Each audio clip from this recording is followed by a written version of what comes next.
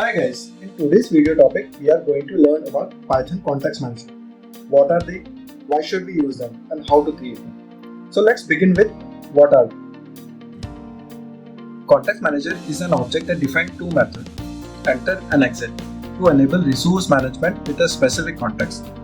It allows you to allocate and release resource automatically when entering and exit a particular block of code. With keyword is commonly used to work with the context manager. In more simple terms, context manager is a class with two methods, enter and exit. When we use with keyword in a specific block of code, enter method is called.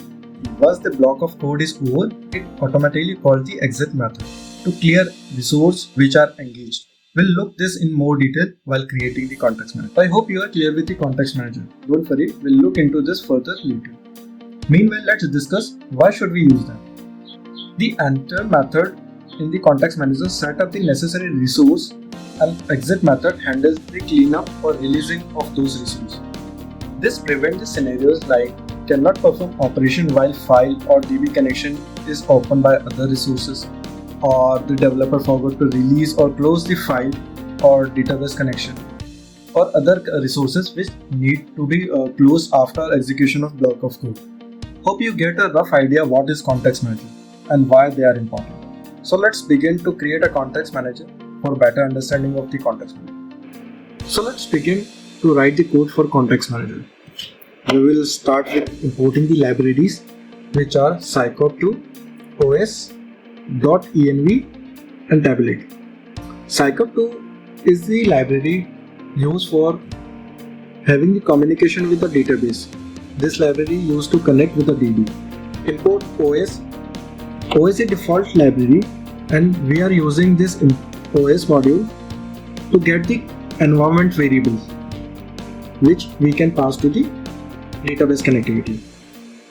.env library which we are going to use to fetch all the environment variables, and tabulate is the library we are using this library to print all the data we are fetching from the database, all the data in a tabular manner.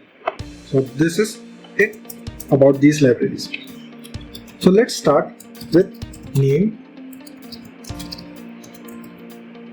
equals to main. We are checking if this script is running as a main file, then execute this script.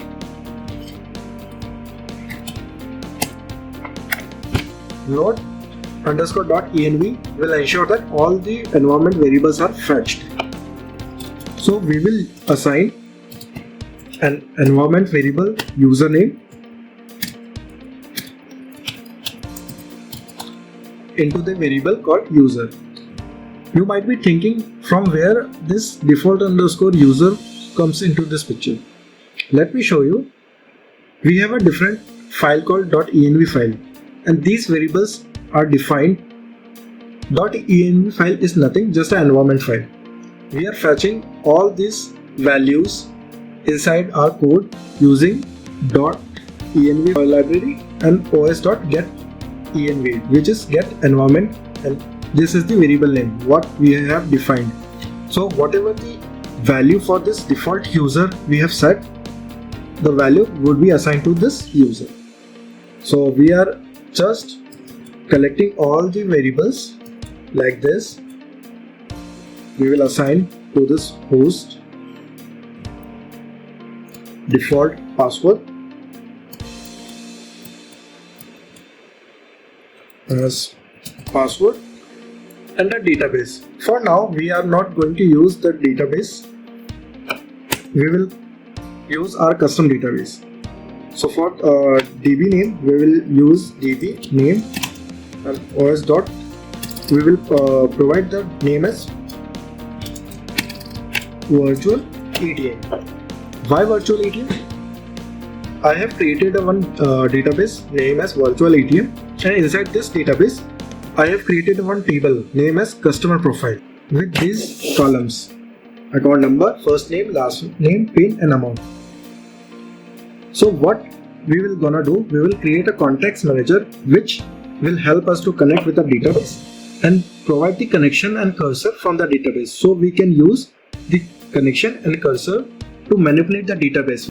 Now, as we have discussed, context manager are used with the keyword with, and what it helps, it allocate resources as well as clean all the resources automatically without user to manually free the resources.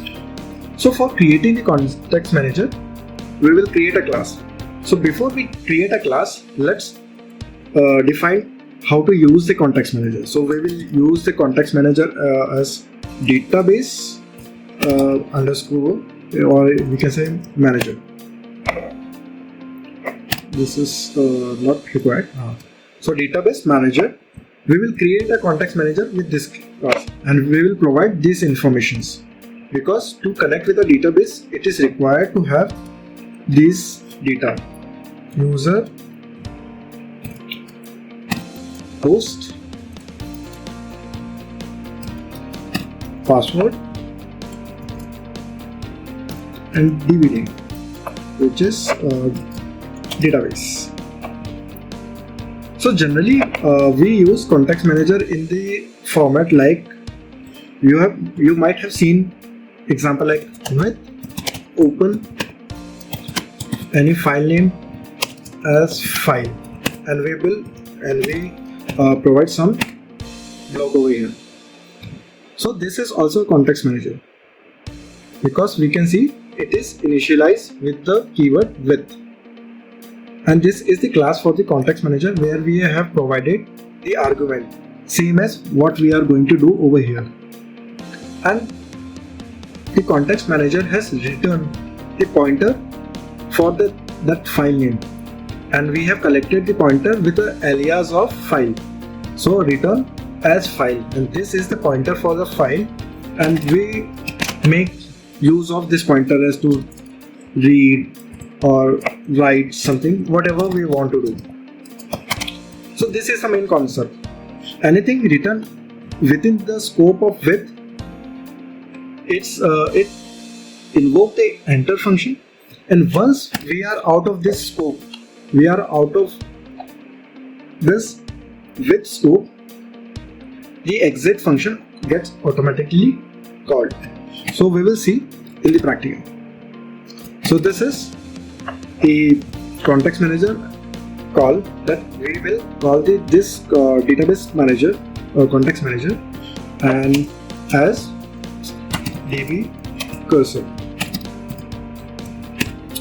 Now for here I'm just writing the ellipses that whatever the functionality we want to do, we will use over here. Till then, let's create a context manager class. So we will write class, paste the same name as the keyword or the class I have used over here. This is context manager. Now every context manager have a init class, or we can define a init class if it is expecting some of the arguments. So for now we will use quarks or kwarks, just because we have provided these key value pairs as an argument. Hope you might be aware of that. Whenever we provide argument in key or value, key and value, we will collect using double star and quarks. And if we are providing the arguments as a list of something or tuple, either we are providing as a tuple or list, we collect these arguments in the function using args.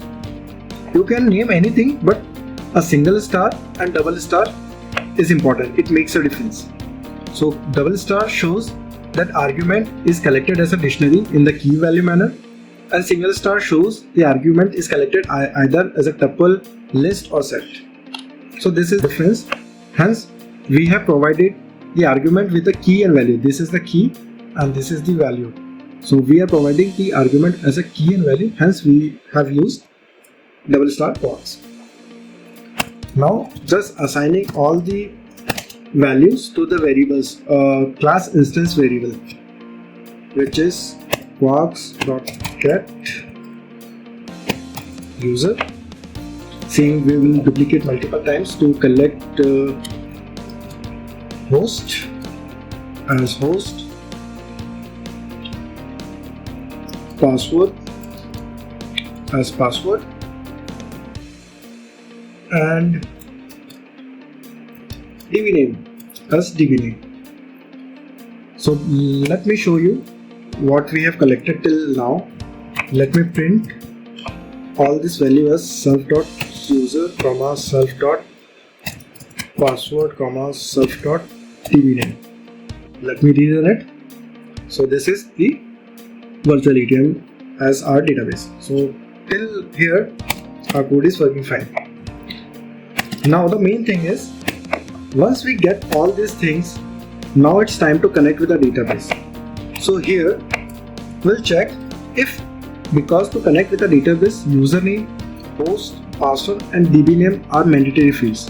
Without these parameters we cannot connect with any of the database. So we will check if any of these field is none or we are not getting or getting as a false, we will say connection parameters are not found. So once we get all the entire information, now it's time to create the DB connection. And for DB connection we will use scickup.connect and will provide these arguments. Let me copy paste over here. So instead of just user, we will use self.user, self.host, self.password, and the database is self.db. Right?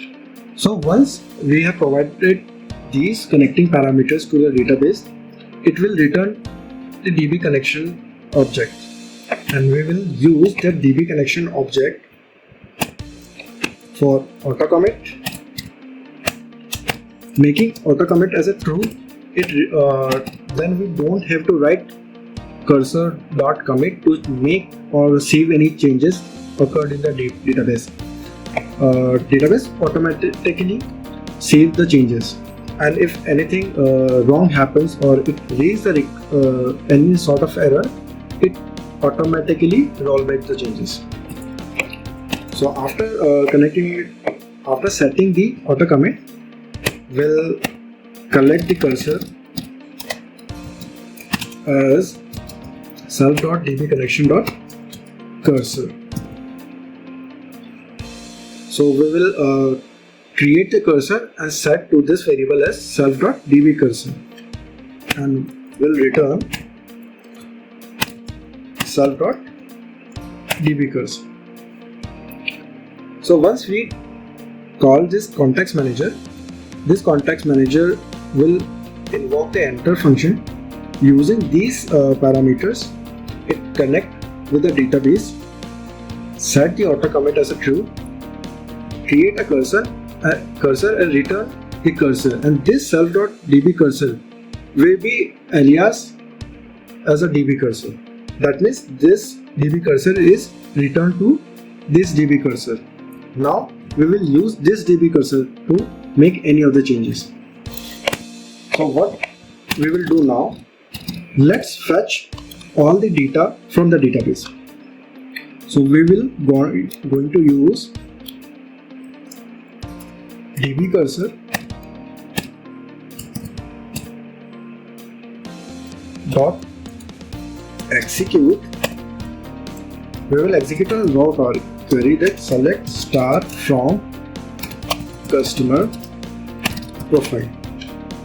Customer profile is a table inside a virtual ATM database. So we have this database and we are just pointing to this customer profile table. This table contains 2 records. So what we'll expect that it returns all these 2 rows, and we will create a column name so we can represent the entire data in a tabular form in a well presented manner. So for this we will need the column name list to list out all the columns, and we'll get all the columns as for dust in db cursor dot description, and every description has the 0th index for this name. Let me print this column name, and let's see what we'll get till here. See, we'll get account number, first name, last name, and PIN and amount, as we have mentioned in the column name of these two records. So till now we'll get the column name. Now it's time to fetch all the data. So records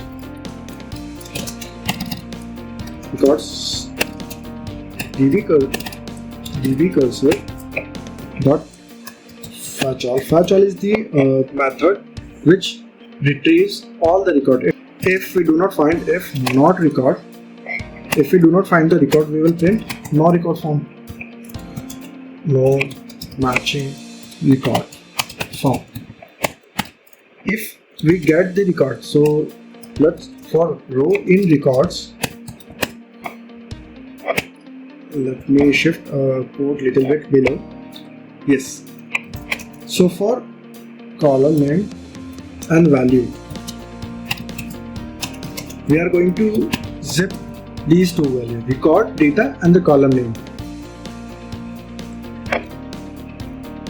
So we'll zip column name list and this record which is having the record set. And now to store these things, let me create two variables or color dictionary and a list called data. So if we got the thing, what we will do, we'll update the things, the column name and its value inside the info, and once the info is getting the information, we will put entire thing into the list and will clear the info, so later info can get or create another data set. And if we find the records, we'll print in a tabulate manner what records the data with headers as column name list,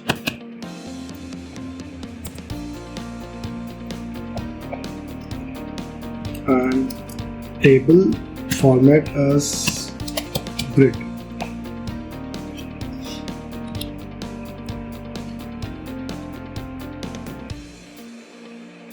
Let's run this.